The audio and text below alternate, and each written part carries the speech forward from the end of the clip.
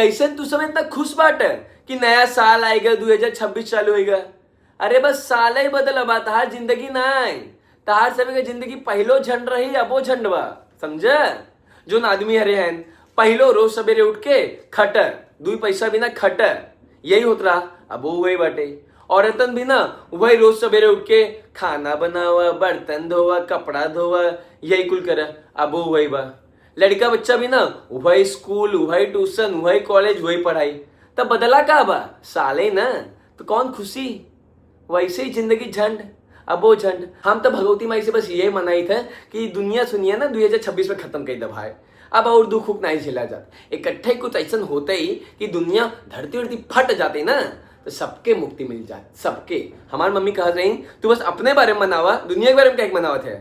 लेकिन हम बोले हम अपन नहीं सोचित, हम सबकर सोचत ही।